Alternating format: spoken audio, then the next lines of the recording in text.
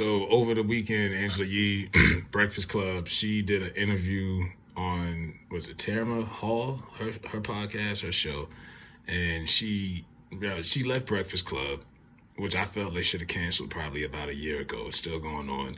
They're doing this new setup where they got a new guest host every week, every other day. They had Jess Hilarious on there last week calling out Master P. It's a different person every day. They're still holding on. She stuck around long enough for them to get inducted into the Radio Hall of Fame. Now she's still in the same building, Power 105, but she's got her own show called Way Up. Like 5 years past the relevance of that song, Way Up, with with Fat Joe and Remy. Very creative, but that's her new show. And she called out Breakfast Club for, this is a way of a person trying to separate themselves from another group of people that have a bad reputation that you used to associate yourself with. They was on the show from 2010 to last year, 2022. So for 12 years, she's been associated with this brand and Charlamagne and Envy, who carried most of the water, let's be honest. A lot of times, most of the moments, iconically, were from Charlamagne and Envy. But she sat through and condoned and put up, and a lot of that stuff, she was right there. The sex dolls, the creepiness. Remember, everybody was talking about trying to get a petition to get Charlamagne off the radio with the whole situation, with the rape charge, lesser charge. Your co-host is out here with rape charges, and you still showing up to work every day. You know what I mean? I remember Monique came up there when she called out Charlamagne, dragged him the whole interview, called him Leonard. At one point, she looked at Angela Yee and said, "Sister," you know how she talk, "baby, you know how women in our business get treated. You know the inequalities and all of this." She's up there speaking for women based off her journey.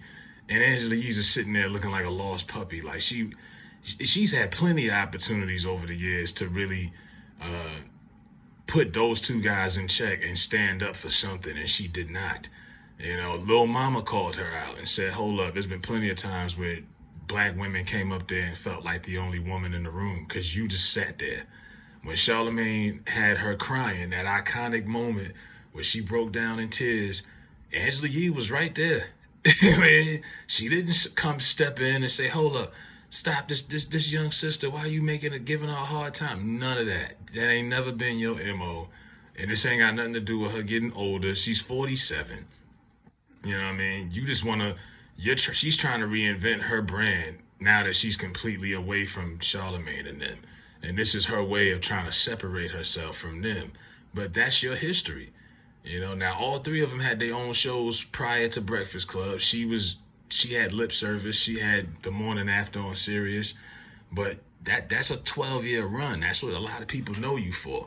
And you can't just act like you wasn't a part of some of that. You were a part of all of those moments, viral ones, the good and bad. But she's trying to step. So she says that there's no women that work on the Breakfast Club. And DJ Envy shut that down. He was like, "Hold up, you're not going to start that. There's plenty of women that work in this building, that work on this program." She's still in the same building. It's not like she left and went down the street. She's still on Power 105. So I mean, she's on there. I think Mano's on the show with her. By the way, that video of Mano choking out that YouTuber, I called that a mile away. I knew that was fake. But she's got her show and she's trying to promote it, and she's trying to distance herself from these guys. Erica Mender called her out also. I think a lot of women are gonna start calling her out. Like, don't sit here and act like you down for sisterhood like that. You got your own circle of friends, the girls you sit there and talk sex with on Lip Service, but that's about it. You know what I mean? Like, you're not some philanthropist for females. I ain't never heard Angela Yee talk about women inequality on that show to that level. You know what I mean? That show might as well have been the Charlamagne and Envy show, and that's why they're still around. They're still around.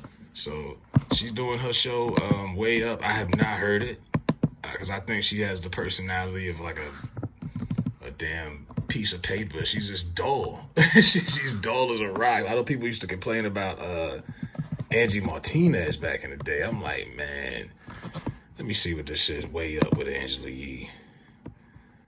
The new show. She looks good. It looks good for her age, but we're gonna stop sitting there. She had Scottie Pippen's daughter on here. She's up to no good. You know, these are the kind of women that Angela Yee endorses and gives airtime to. Scottie Pippen's wife, Scottie Pippen's daughter, out here jumping from player to player. But yeah, this is all what she's just trying to separate herself from Breakfast Club and all of the history that they have. Because while they do have some good history, like I say, they're in the Radio Hall of Fame.